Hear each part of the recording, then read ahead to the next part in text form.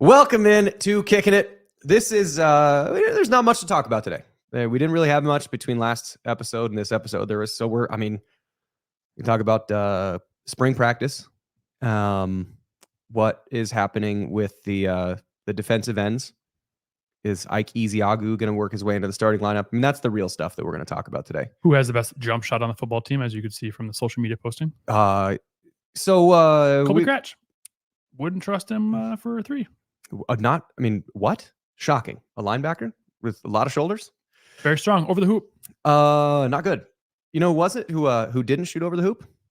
Pretty much every Iowa State basketball player. Mm-hmm. Very good weekend for the Iowa State basketball, both programs. We're going to get through at least a good chunk of both games.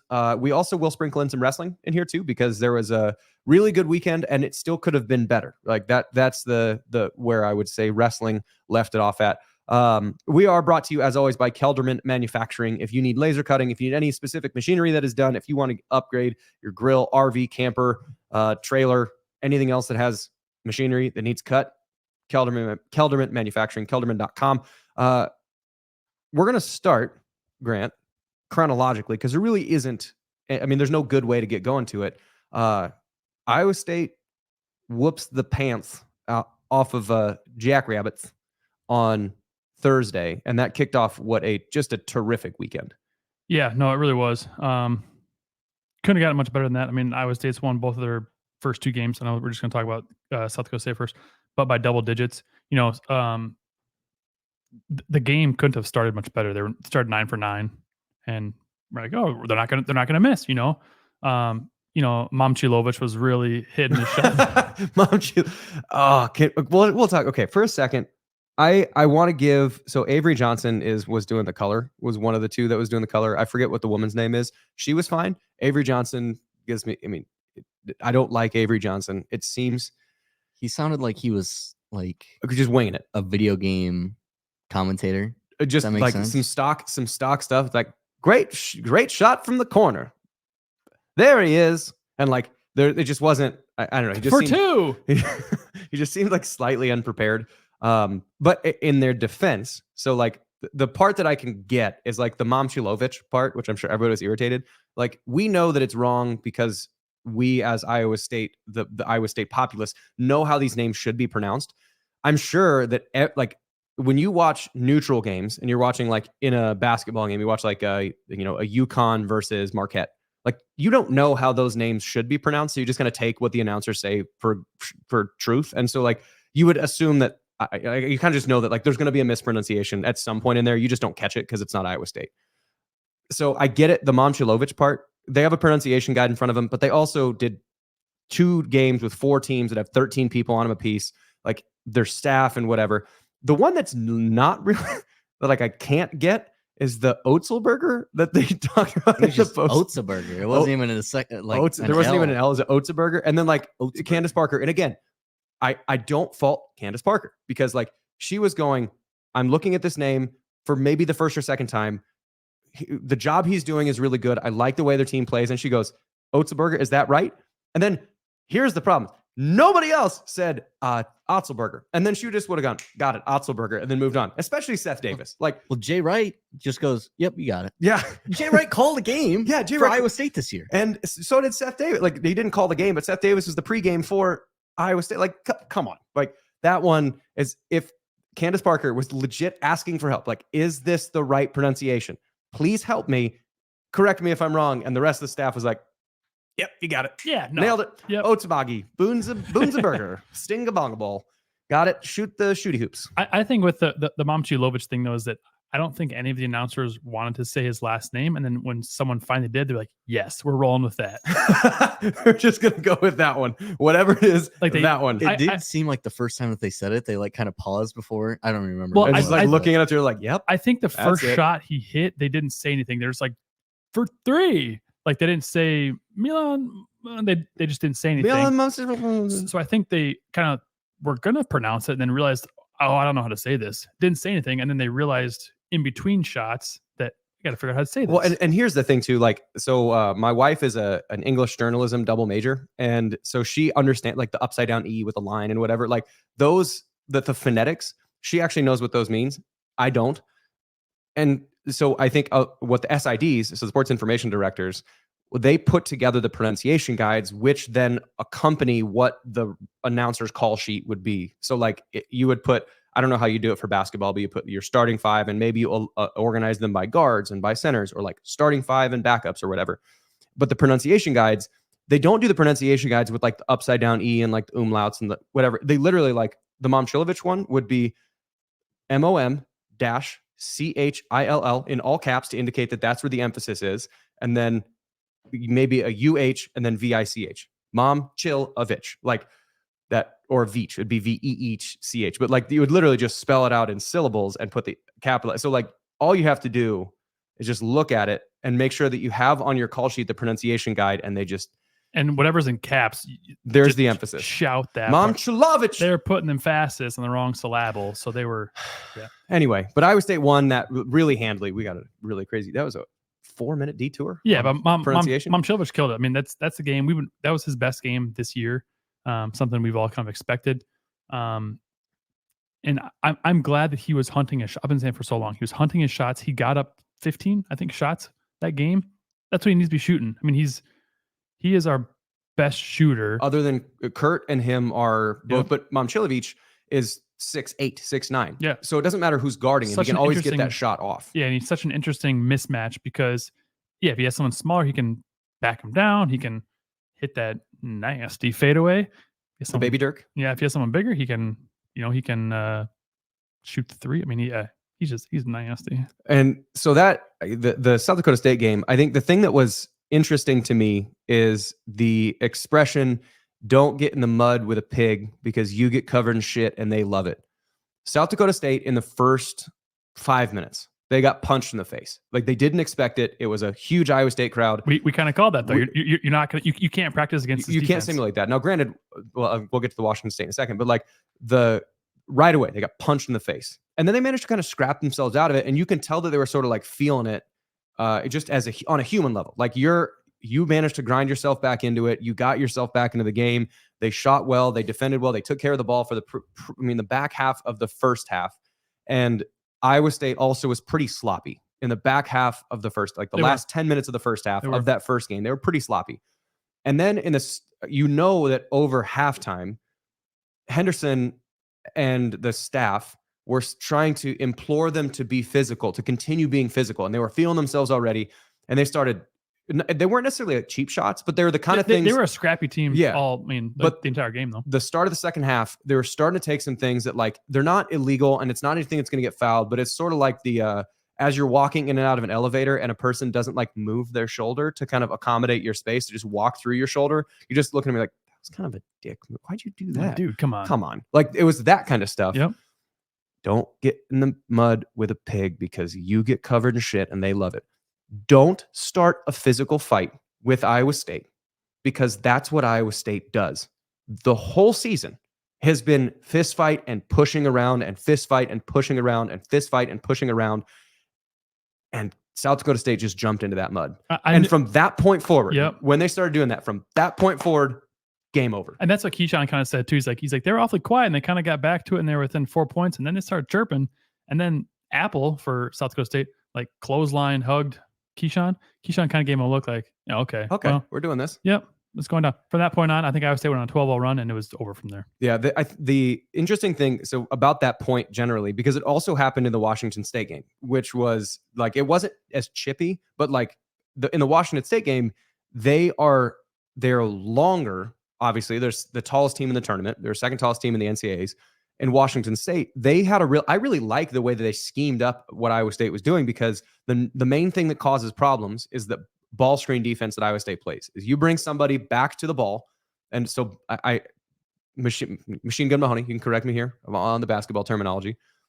Point guard, whoever's dribbling at the top, and someone comes to set a screen to clear that person, give them a little bit more room or give them a better attack angle, so that person is a screener. Well, when a screener comes to help the person on the ball, there are now two defenders around the person that has the ball. And what Iowa State does better than pretty much any team in the country is whoever then was brought to the ball is now covering the ball. Like that would be called the hedger. The hedger. So you would, if I'm guarding the big man and the guy I'm guarding, the big man, is going to set the screen, I would hedge around the ball. Yep. So you'd come basically. So if I'm the ball carrier, if I'm the dribbler and I want to go to my right, you're going to hedge to my right to make it so I can't just get that free access. Yeah, to stuff him or to push him further towards half court so that his normal defender has time to get back. So instead of just hedging a screen, what Iowa State does then is they run out. There's two guys that are trapping the ball to be super, super aggressive.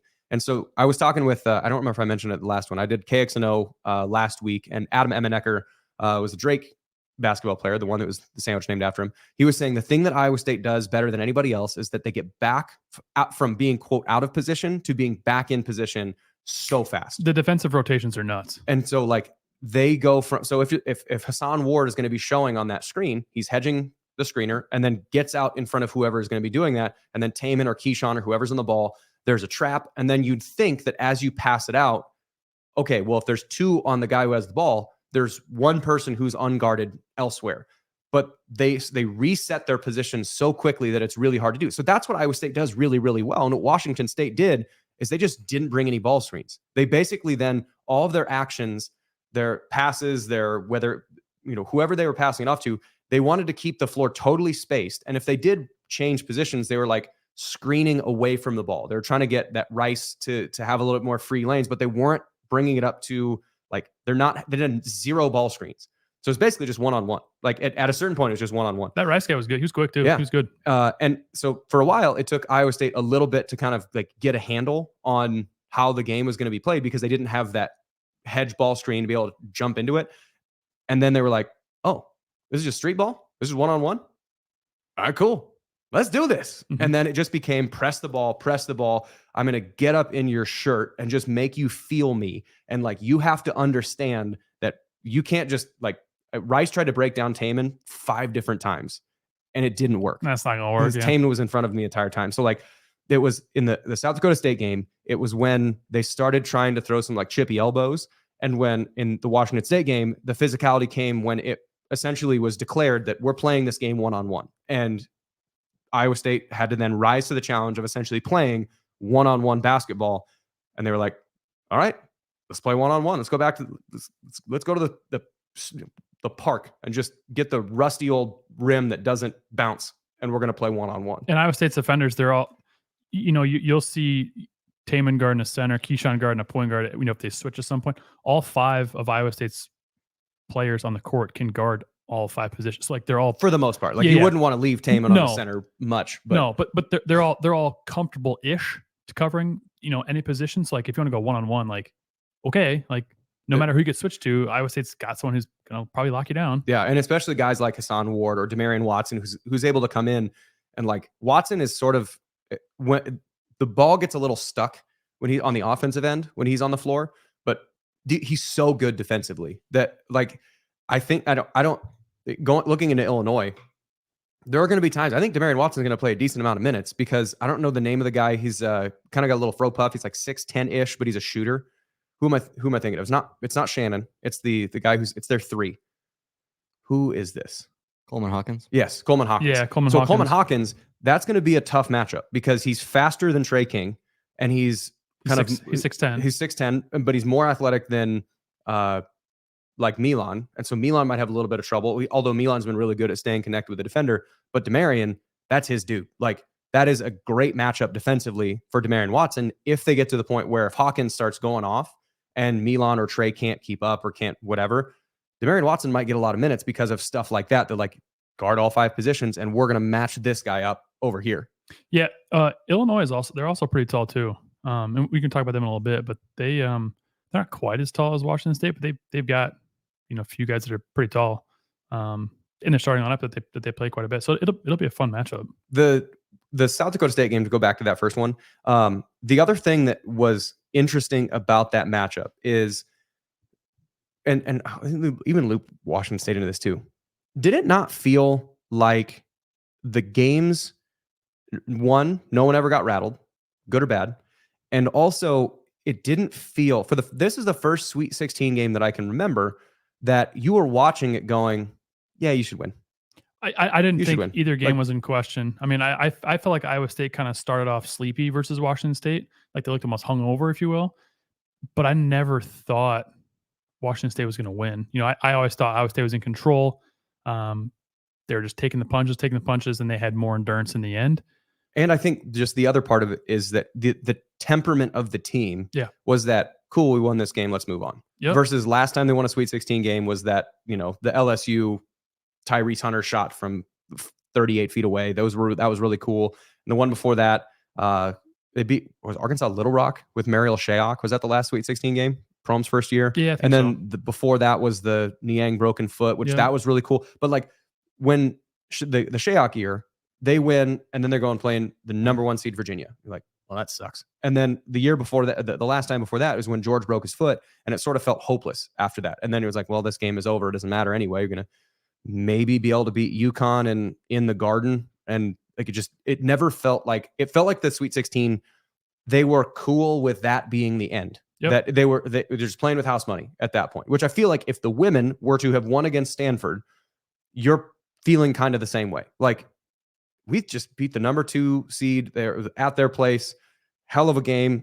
We got this. And then you're just feeling like, you know what? This is, if we end our season today, we're okay with it. The men's team, after both of those games, it felt like, all right, check one off the list. We got several more to go. Washington State, they win. All right, check that one off the list. We got several more to go. And it felt like that's the attitude of the team, which is different than what I've seen in the past. You know why that is? Because the Elite Eight's the floor. The ceiling is the roof, man. That's right. So, no, but I felt like, I mean, the Matt Mims, he plays for South Dakota State. He had said after the game, which I'm sure they didn't really play too many like high major teams. He said after the game, he's like, I think Iowa State has a chance to cut down the nets and win it all. He's like, I've never seen a defense like that before. It's like that defense was so insane. Which again, I'm not sure he's really seen.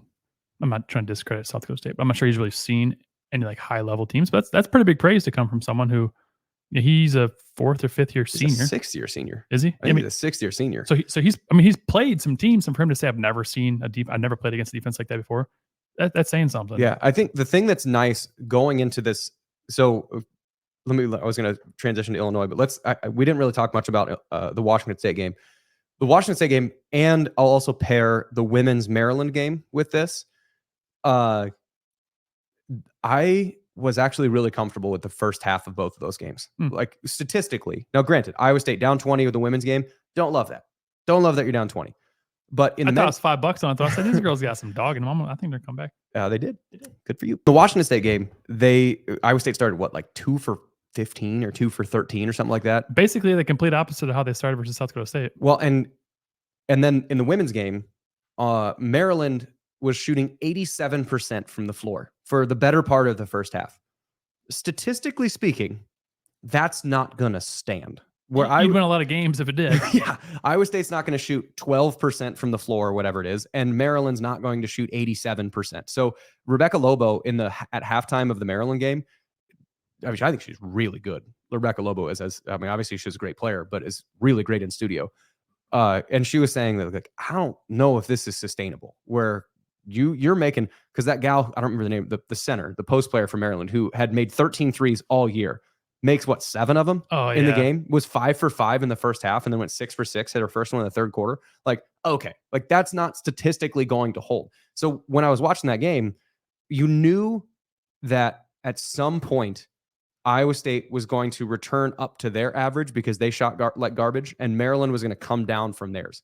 In the men's game, it was the exact inverse of that, where like they started 2 of 13. And in instances like that, because basketball is different than any other sport, where in soccer, 1 goal is a lot. It's a lot of points that you score. In football, 1 touchdown, it's a lot of points. A field goal, still not a lot of those occur all the time. You watch your mouth. No, it's rarer. So like they just don't occur all the time. Like even if let's say you scored 40 points, that'd be 4 touchdowns and 4 field goals. Theoretically, it's 8 scoring times. Like in basketball, 8 scoring possessions is 20 points. Like you're still 27% of the way of all the points that you're going to score. So like basketball, scoring's going to happen. And so most likely you're going to shoot around your average or at the average of the opposing defense. Okay, Iowa State, 2 of 13. I don't think Washington State's defense is that good. And Maryland shooting 87%. I don't think Iowa State's defense is that bad. They're eventually going to level out. So like when Iowa State was only down 6, I think, after starting 2 of 13, I was like, oh, this is over. You know what's interesting too is the hoop that, as you're looking at the screen on the right-hand side, I think every game, almost every game, the teams that were shooting on that hoop were shooting worse on that hoop than the other hoop for whatever reason. Conspiracy, man. Yeah, and I remember telling It's my buddy, Illuminati. I was watching the game with, I was like, just wait, like when we flip sides, like we'll be shooting better and they'll be shooting worse. And they really didn't shoot that much worse in the second half, but but it's a fun point nonetheless. Mhm. But the women's, like, just watching the games, I thought that it was kind of an interesting, you know what? We'll be fine. And I thought I try and watch the games, and I suppose I'm not like the ideal fan to like really support everything, because I generally watch most things like an alien from space, where you're just looking at like, is this actually true? Like, remove my bias from this. Was that a foul? Okay, probably was a foul. Or was this? Was his foot on the line? Yeah, okay, his foot was probably on the line. That's out of bounds or whatever. And so when you're watching it like an alien from space, and Iowa State Iowa State charts 2 of 13. That's a bad chart. You don't want to chart that way. And so then you go, baby sharks, So they figure everyone's gonna be so mad. You got that stuck in my head, no, Grant. you're you're welcome. But like you're gonna figure that out. You're going to find your way back on track. And so there was they cut to this is a separate. So I'll finish that thought. I'll pick that one up in the next one. Squirrel. But like the statistical anomalies, you're gonna say, okay, they'll probably pick back up at this point. If they don't, like the Kansas game when they were playing, who was it, Gonzaga? Like Kansas in the second half, I think they only scored like 17 points the entire half. Not very good, yeah. But at a certain point, Gonzaga had made like 9 shots in a row. And a buddy of mine is a Kansas fan, and I was texting him like, hey, if I'm a Kansas fan, I'm not mad about this. You just got to stay like close. When they're shooting 100% over a certain period of time, just keep them from making it a 18-0 run, make it an 18-8 run. And then when they stop making 100% of their shots and return back to get to 50%, they have to miss their next 9 shots. So like when that happens, just be close enough to take advantage of it. Yeah. And I'm, like you said, I was never really worried about it, but we're going to dive into the Illinois game. The only other one thing, that Oh, squirrel. I have one thing I want to say about Washington State. You go. So the other thing was just talking about like the never get in the mud with pig. I remember there was Iowa State fans are just the best in that they're going to be loud and we want everything to go our way. One call goes against us, that ref is an idiot. Like everything goes our way. We're finding out your address. Yeah. Well, okay, not that much. That was Kentucky fans. Oh yeah. But there was one time where like one of Iowa State's players, it was in the Washington State game, one of Iowa State's players gets like hacked, like, and no call. And it was early in the game. And I think one of the things that Iowa State does too is they try and avoid getting a foul trouble early. So they're going to be a little bit more cautious because you don't want to get Bob Jones with 2 fouls with 3 minutes. And then Hassan Ward has to play 16 in the first half. So like I think they tend to play a little bit more cautious. And then once they figure out how the game is going to be officiated, then they can play to what that is. And so Iowa State just gets whacked, no call. And there's Iowa State fans, they cut to Iowa State fans in the crowd and just screaming at the referees. And in my head, I'm thinking like, oh no, this is very good. This is very good. If you're going to not call that, then eventually we can not call that on the other side and we get to have a fist fight. Because Houston kind of got in trouble versus A&M because they fed 4 guys foul out. Yeah. From 4 starters. Yeah. And then their other starter had 4 fouls. So yeah. Because wasn't Roberts the only guy that was in the entire, I think Roberts was the only guy that was in the entire time. They had their center, all 3 of their guards foul out. I think Roberts was the only one that was still in. It was the first time since like the late 80s that a team had 4 guys foul out and they still won. In the tournament. Yeah. It was insane. Wild. That was, and also Texas A&M had 2 guys foul out. So it's not like it was just called one way. I pray that Iowa State doesn't get that ticky-tack of an officiating crew. And I'm guessing that the officials will probably not call it that tight down the road. But I don't know. Knock on wood. Anyway, your thought. The last thing I was just going to say was that, which this is irrelevant to our show, but Washington State's head coach left to go to Stanford. So his last game, Washington State. Yep. So if that Jones guy, is that the guy who kind of tore us up? The center? No. The shooting guard. Yeah. If he wants to transfer out of state, I'd welcome him. 6'8" dude, stroke it. It's nice. Yeah. Brent, 6'8" guard. Buddy, you listening? Moneybag Brent got us a center. 6'11", athletic. Yeah.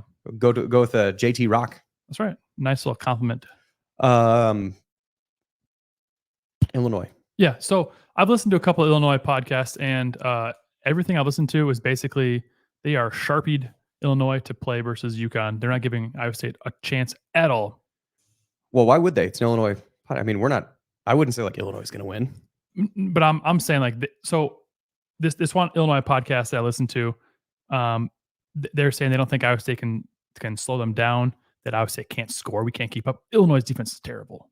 Their defense is terrible. Illinois is a poor man's Baylor. Looking at the stats, they are a better offensive team and a worse defensive team.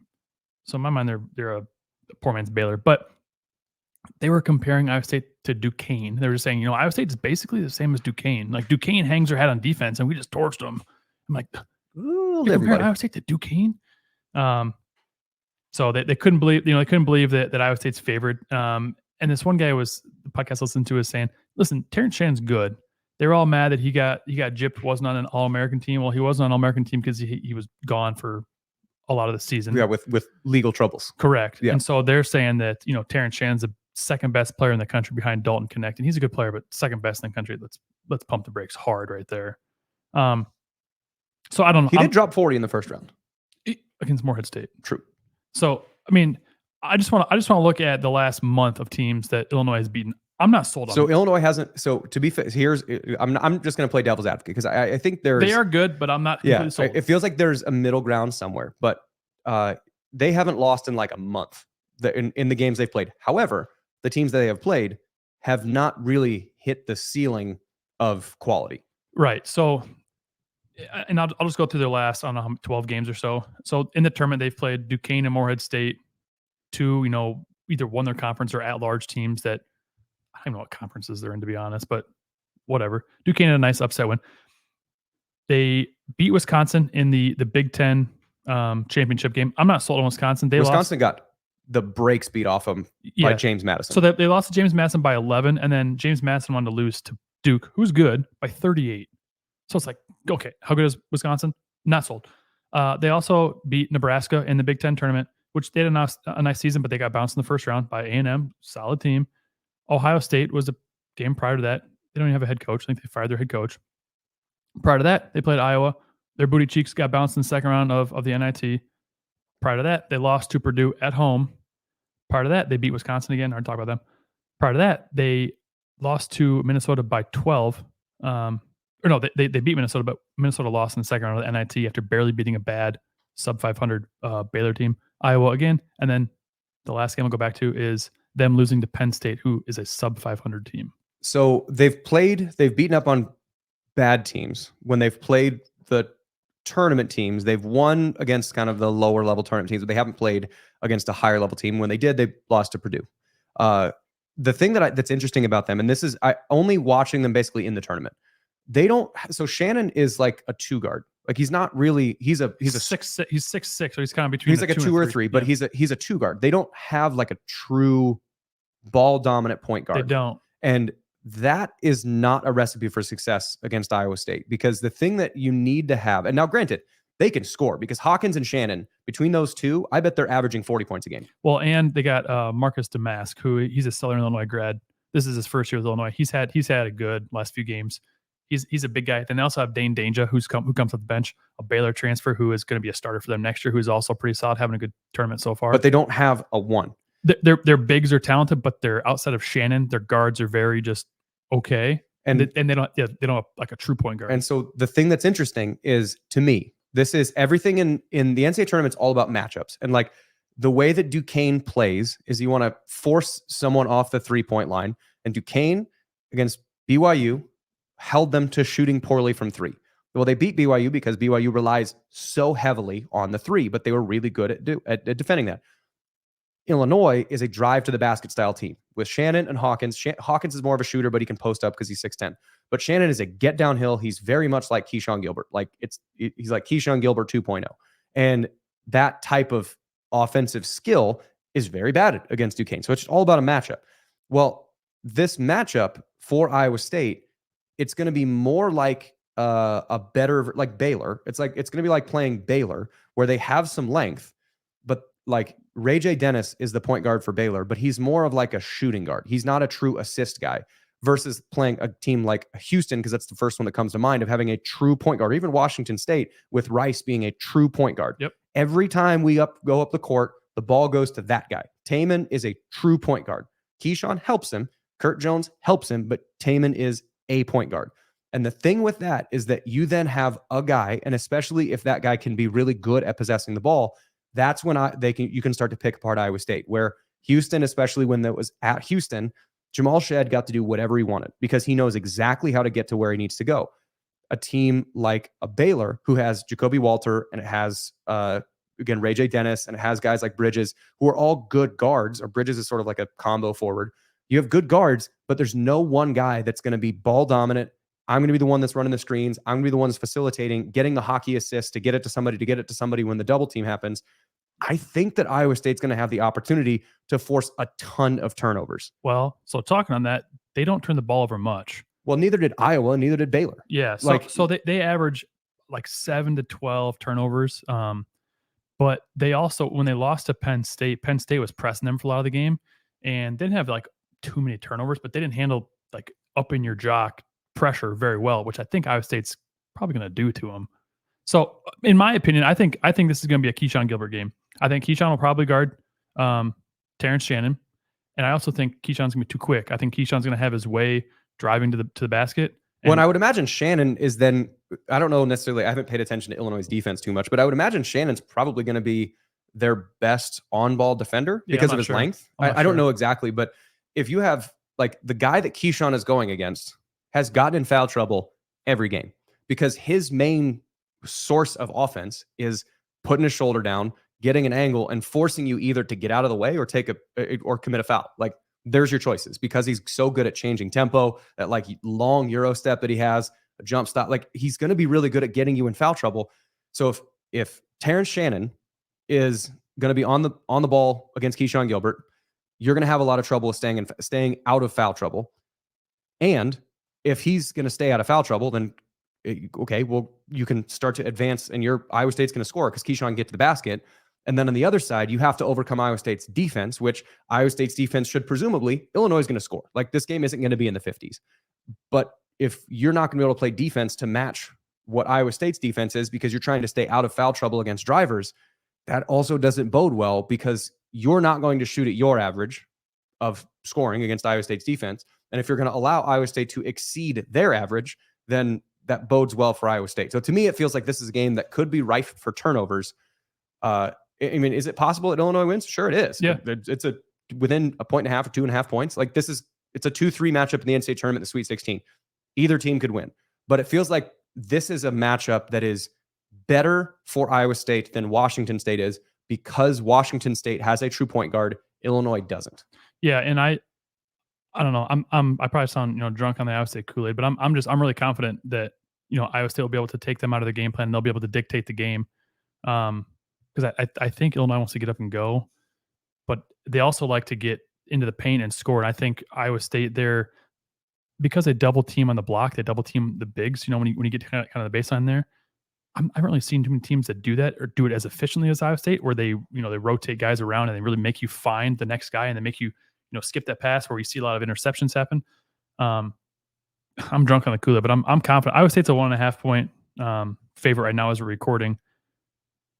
But I don't know. I'm confident. I'm confident just seeing, just quickly looking at Illinois and comparing, Iowa State's defense to what Illinois does well on offense. I don't know. Terrence Shannon also he's also faced Iowa State before. He's a Texas Tech transfer, so he's played against Iowa State. Oh yeah, he is.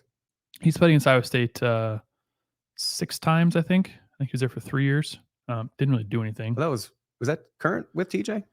1 year. So 1 year. So this is his second year at Illinois. So TJ's first year, which the defense wasn't as nasty then as it is now. I don't know. And they didn't have the post presence that they do now with Bab Jones and Hassan Ward. What? Jazz Kuntz. Jazz. They didn't have a true 5. Alias Kuntz. I think the thing that it ultimately boils down to, because I think Iowa State's defense, if watching it like an alien from space, Iowa State will shoot probably above their average. but they need to shoot above their average because their defense is bad, like bad. And Illinois is going to allow you to get good shots, whether that's drive and kick, whether that's actually getting to the paint, whether that's actually just a trailer and they just get a little bit lazy because they're trying to stay out of foul trouble or whatever. You're gonna get shots. Can you make them? Like that's really it's as simple as that. It's like in golf, like who's gonna win the Masters? I don't know. Who putts the best? Who gets on the green and who puts it in the hole? Like there's way more complexities to it than that, but ultimately it boils down when you hit the ball, does it go where you want it to go? And do you get it in the hole? End of list. I just think, I think it's going to be a huge game for Keyshawn to, like I said, drive to the cup. And at some point they're going to have to make adjustments for that. So to me, that says drive and dish. So could also see a big Momchilovich game or Jiggy game. Momchilovich. Yes. Mommy. I think I'm just interested in seeing the game. And now the next part of it, well, this is the last thing we'll talk about with the men because we're already 37 minutes into this episode, is I think so UConn and San Diego State are playing. If a team is going to take down UConn, it's going to be a team that plays like San Diego State plays, which is heavy with the bigs who can facilitate. And I don't remember the guy's name, but he's like 6'11", shoulders out to his, 3 feet wide. UConn's guy? No, San Diego State's guy. And so Donovan Clingan is a dude, and everything revolves around Donovan Clingan. So if you can either fatigue him or get him in foul trouble, and so you have to have a guy or guys that can match up with him in order for that to happen. Now, granted, they have a lot better UConn's shooters are really good, but like a team like San Diego State has the pedigree. They were in the title game last year. This is a rematch of the title game, which is intriguing. And to me, it feels like if a team is going to take UConn out before Iowa State gets to them, that would be a team that would take out UConn. So that is a really interesting matchup to me because it's not like it's not like a UConn just guaranteed to work their way into the next round. And then after that, because we're not going to record until that game's over. Like by the time the next episode comes out, Iowa State will either be in the Final Four or out of the tournament. Like that's it. And so that's how quick the thing's going to turn around. So to me, looking at San Diego State and UConn, that to me is an interesting matchup. And I'm not necessarily sold that UConn is just absolutely 100% going to win that. And, as you would, I would rather play San Diego State than UConn. But either one. I want UConn. If you're going to be the best, you got to beat the best. That's right. Then again, I guess San Diego State would have beaten them. But I would like to take, because everyone is UConn. They're going to win it all. And dude, their offense and defensive metrics are nuts. Like they're like number 2, I think, offensively, and number 8 defensively. Right on. Yeah. I'm on Ken Palmer right now. Is that what they are? Yep. 8 and 2? Mm-hmm. Nuts. So they're efficient. Where's San Diego State at? They are 9 on defense, 53rd in offense. Is Jadon Letty? Is that what you're talking about? I don't know. They're post. I'm not sure who he is, but yeah, probably butchered that name. Momchilovich. But that's, I don't know. I'm so excited for this. And I think either way, I mean, the Illinois game, if Iowa State goes to the Elite Eight, hell yeah. That's the floor. So it'd be tough though, because, Iowa State obviously just had quote unquote home games in Kansas City. Then again, quote unquote home games in Omaha. Well, UConn has. So UConn's going to be the predominant fan base there, right? Because San Diego is a hell of a long ways away. But I know where you're going with this. And Illinois is a hell of a long way away. I mean, O'Hare to Boston is probably O'Hare or Midway to Boston. You're probably there. And there's, alumni bases everywhere. But there's going to be like a smattering of I think more than a smattering of Iowa State fans, a smattering of Illinois fans, and a smattering of San Diego State fans, and a ton of UConn fans. Who's UConn rooting for? That's the question, because if UConn wants Iowa State, if that's the match, if they like the way that Iowa State plays, or if that's the team that they think that they want to have the best matchup against, it's another home game. But if they want Illinois because they don't want any part of Iowa State, then it's going to be a road game. Like it's not going to be a neutral site. Either the UConn fans want Iowa State or they want Illinois, and you will find out pretty quickly who it is. This is probably just a major conspiracy I'm about to say here, but with UConn basically being a home team, and you got these 3 teams that are traveling from hundreds of thousands of miles away. Hundreds of thousands of miles away. They're not coming from 100 miles away. Teams that are coming from out of state. From Jupiter. Yes. Teams that are coming from the planet Jeff's from, watching it as an alien from outer space. Goo. Yeah. Zinger. No. But you'll have 3 fan bases cheering against UConn, perhaps? Yeah, probably. Is that too? Is that crazy to think? I don't think that would be that crazy. So it's probably, but that would be 50. I bet 50% is the other 3, and 50% is going to be UConn, because between UConn and Boston, it's like an hour and a half drive to get from Connecticut to Boston. Then I would hope that, you know, the Iowa State Illinois game, it would just be the Iowa State and Illinois fans cheering, and then everyone else being like, I just want to see a good game.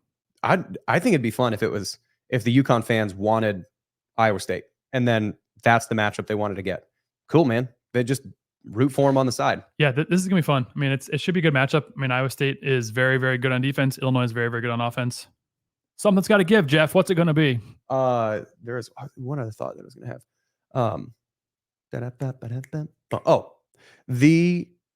Another interesting thing about the men's bracket. Now, granted, Illinois is playing really well, UConn's playing really well, but so is, at this point, you're in the Sweet 16. Like, Duke's playing really well. NC State's hot right now. NC State's hot.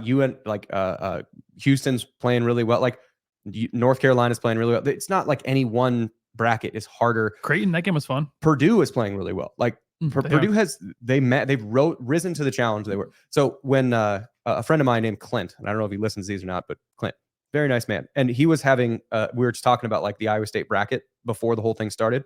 And he was saying like, yeah, there's been a lot of people that have been complaining or been mad about the draw that Iowa State got, because you have to go, you know, Illinois, and you have to get BYU was there and UConn's there. And you forget the fact that you might not love that you are in the bracket with somebody else, but you have to recognize they're not happy that they have to be in the bracket with you.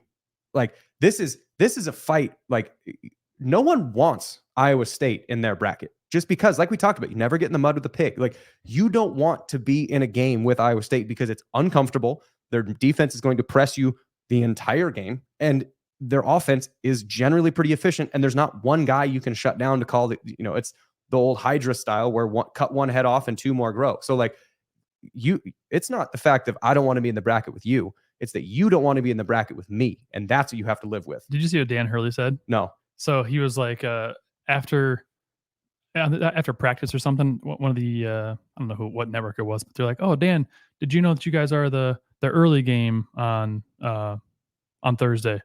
He's like, well, that's just one more thing the committee's out to get us for. They put us in this bracket where, you know, you got a talented FAU at 8, Northwestern at 9. Like, what is that? And then you got San Diego State. Obviously, they played us last year. Then you got Illinois and Iowa State. Like, they load up a bracket. That's just one more thing the committee's out to get us for. It's like, come on, dude. Like, you guys are the number 1 seed. You've played Stetson and Northwestern. Northwestern was not good, and they were hurt. Northwestern was hurt. Yes. So, like, they have one of the easiest paths to Sweet 16, and San Diego State's not a slouch. Obviously, they made it to the national championship last year, but of the teams that are in the Sweet 16, they're probably in the bottom quarter of the teams that are left, maybe talent wise. I don't know. It's so it's funny to me. He's like, you know, trying to use that as like a chip on your shoulder. But I mean, think about it. Like, hey, you put us in the same bracket with Iowa State. What the hell was that for? That's the thought, for sure. You know, like, not just Iowa State though. Like you said, you had conference champions from the Big East, Big 10, and the Big 12, all in the same quadrant. Yeah, you have to be in the bracket with me. Let's go. Is there anything else you got on the men's game other than just excitement? Like, just take it in, enjoy the game. Yeah, I mean, I think this is a very winnable game, and I would love to see an Iowa State UConn matchup. You know, the way Iowa State just dismantled Houston. I think Houston is just as good as UConn.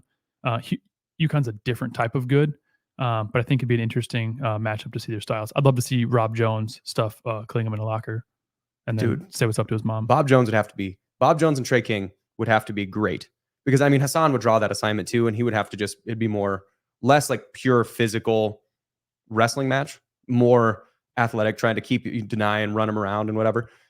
Bob Jones and Trey King would have to have a game if that was the case. But they also UConn's also got a guy named Newton, I think. Who's is it Tristan Newton? Yeah, is that his name? He's a stud, 6'8" or 6'10". Yeah, so he's an All-American. That'd be really nice. I'd like to see him and Keyshawn get matched up too. He's 6'5", Keyshawn 6'4". Be a really nice matchup too. Keyshawn could earn himself some money on that game if he shut him down. Or I should say shut him down, but slow him down. Whatever. Yeah. I think just because we're a ways into this episode, and we haven't even touched the women's game. I mean, a little bit. The Maryland game was really fun to watch because it was a comeback, and also Audie Crooks. Holy nuts. Yeah, SportsCenter and all kinds of outlets have been talking about her. She put herself on the map. It's like, we've known about her. Yeah, well, we knew about her. Right, we did. Thankfully, the country's now learning. It reminds me, it was, this is a little mini side story. So 21 Pilots. You know the band 21 Pilots, right? Yeah, so big, giant band. Cold Ben's favorite band. What? Cole Netton's favorite band. It's my favorite band. Wow. Are Yeah, you Cole Netton? one of them. I'm not Cole Netton, but like one of Cole and I talked about this. And Grant Rohach, another big fan. Anyway, Great name. they just Grant Rohach is just not a person, just a great name. Just Grant. Yeah. Grant. Got it. Anyway, so they came to the M Shop in like 2010, What's the M Shop? which was at the MU. It was just like a little music venue that was at the MU. It was like, it holds like 100 people. I didn't utilize the MU nearly as much. They got a bowling alley down there. You didn't even know that the Swans had names. We don't need to talk about that on air. Aiden, Yeah, that's tough luck.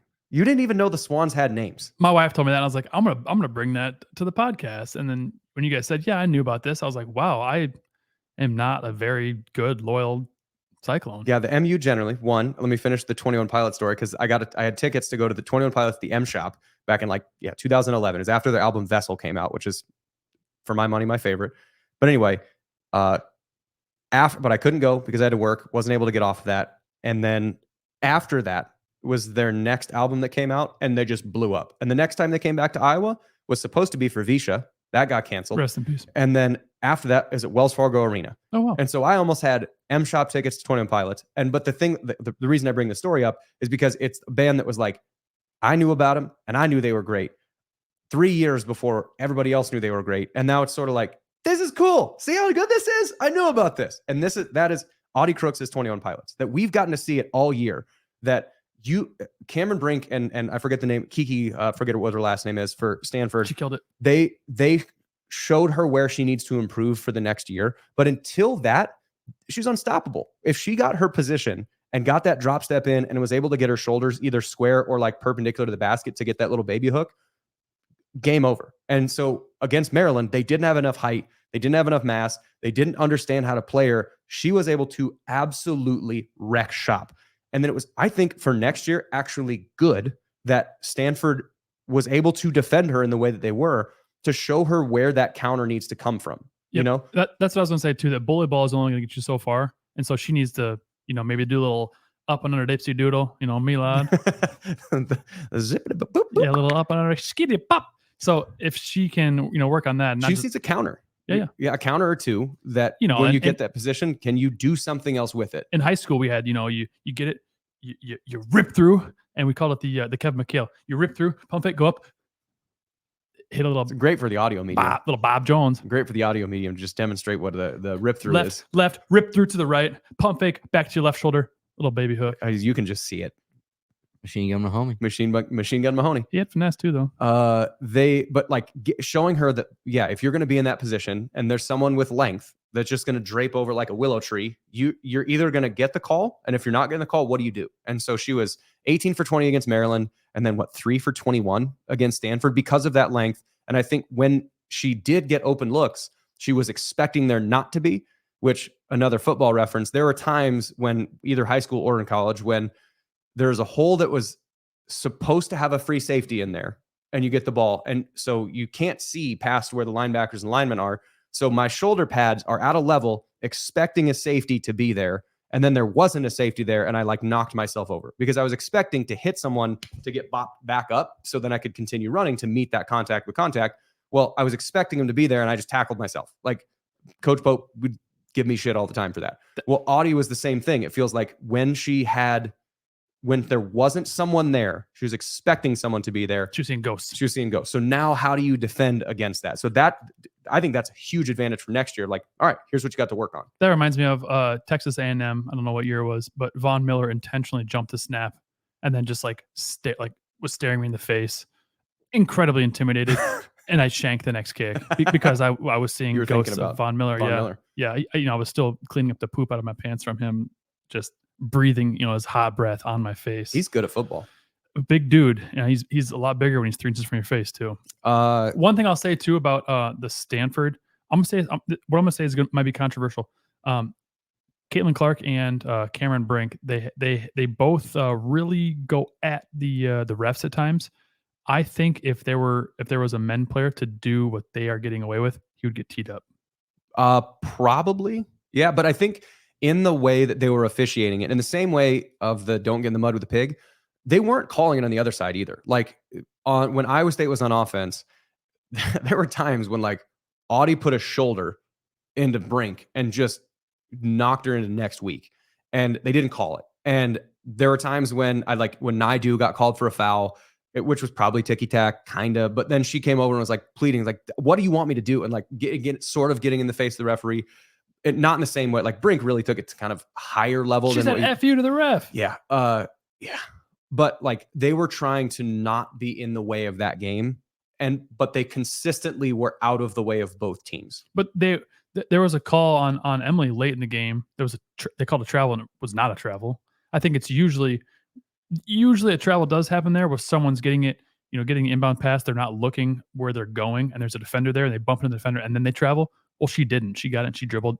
It was not a travel. They called it a travel and she handled it just fine. Yeah. And I mean, that's different with the Emily Ryan as the TJ Utzelbarger. It's the same thought process of a lot of queens on this team.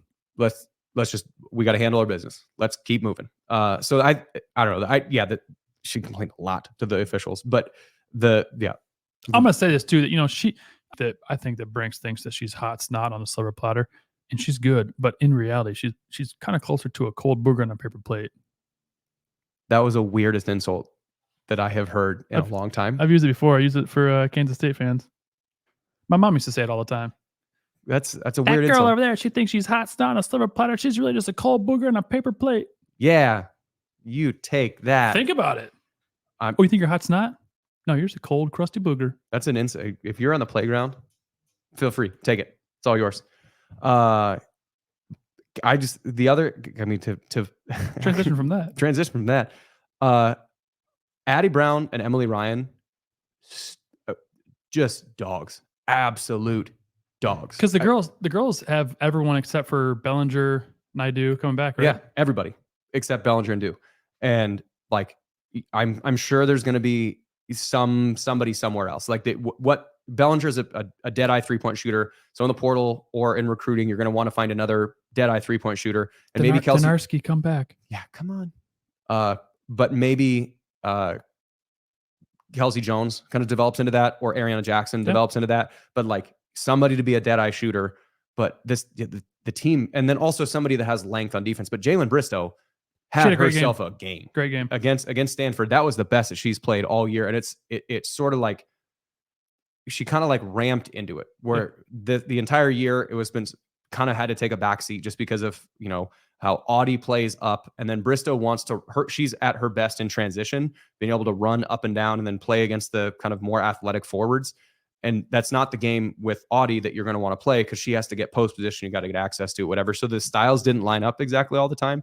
But when Bristow was on the floor, she was dynamic and just able to just outrun everybody. Yeah, I think an offseason will be good for her too, because obviously she was a freshman this year. She's no longer a freshman. Obviously, when you get that late in the season, you still are, but you've had enough games. You're not playing like a freshman anymore.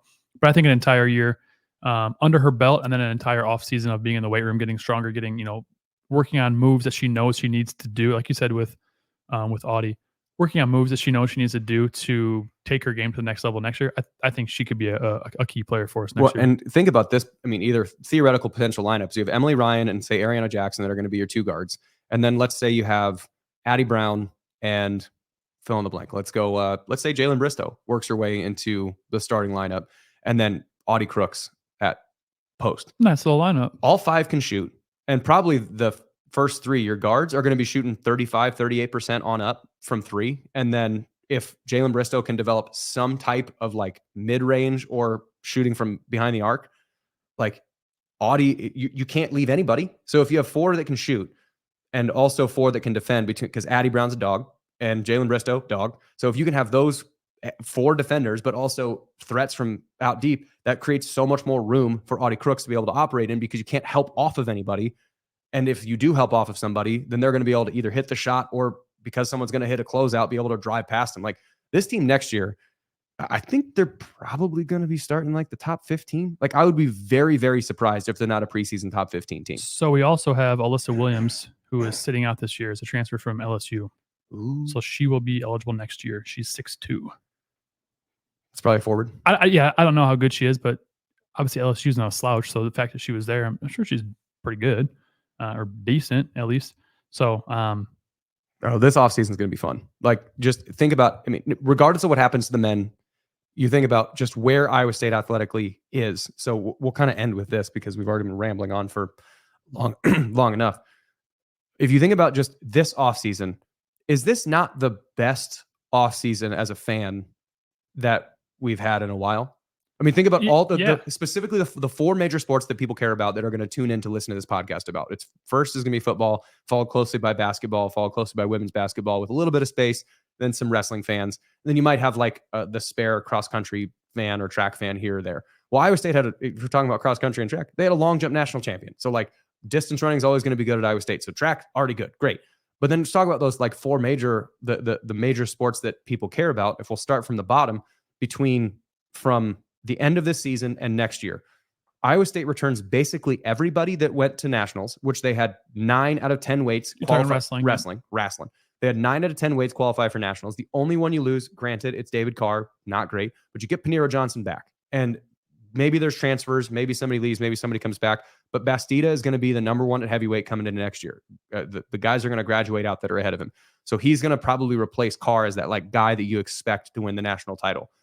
Iowa State finished 4th in the country in wrestling last year, or this past weekend. And they were really, Bastida broke his finger and still almost was an All-American. And he was 9 seconds away from beating the guy at Michigan. Iowa State lost to Michigan by, I think, 3.5 points. So flip those points, Iowa State gets 3rd. Iowa State was 9 seconds away from getting 3rd in the country in wrestling. And, oh, by the way, beat Iowa. So next year, you look from last year. Say that again? Iowa State finished higher than Iowa in wrestling. They did. But I mean, excuses are for finish the sentence, Spencer Lee. But excuses are like assholes. Nope, everyone's got them. They all stink. That's not what he said. Well, nope, that's not what he said. So have you not heard about this? I probably did. This is my favorite. It's absolutely my favorite. And again, alien from space most of the time. But when people put a target on their back and then they just really miss. So Spencer Lee, what happened? He was a 3-time national champion. Freshman, junior, sophomore. Towards freshman, sophomore, junior. And no, he won it with a torn ACL. Like that was crazy. Then after he wins it his junior year, he does an interview and earmuffs kids. After the interview, he wins it on 2 ACLs and he's interviewing with Quint Kesnich. And Quint Kesnich goes, hey, how did you fight through having 2 torn ACLs to win a national championship? And he goes, excuses are for pussies. He said wussies. Wussies. No, he didn't. He said. Pretty sure said wussy. It was a P. It was a P.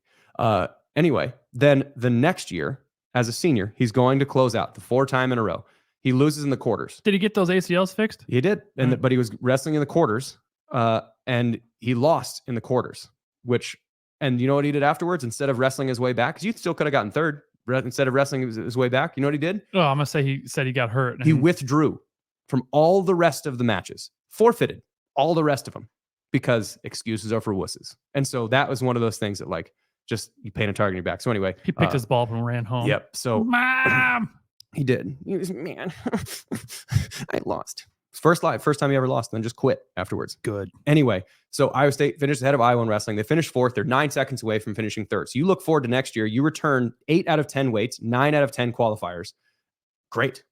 Only going to get better. Paniro Johnson gets to come back after the whole gambling stuff. So you really get an All-American back that you replace. You have 9 guys that qualified for nationals. Cool. Let's go to women's basketball. Everybody comes back except Naidu and Hannah Bellinger from a team that was a few seconds away from being in the Sweet 16. Cool. 5 freshmen. You're going to get someone to get eligible. Not just a few seconds away from being in the Sweet 16, but a few seconds away from beating, I would say Stanford is a national powerhouse, blue blood at their place. So you're that close to winning that. So that's what you have to look forward to next year is all those freshmen are going to become sophomores, and all those, the inexperience is going to be able to become more experienced, figure out what you're going to be better at. They get to become better next year. The men's team, whatever happens this week, you get to return everybody except Hassan, Bob Jones, and Trey King.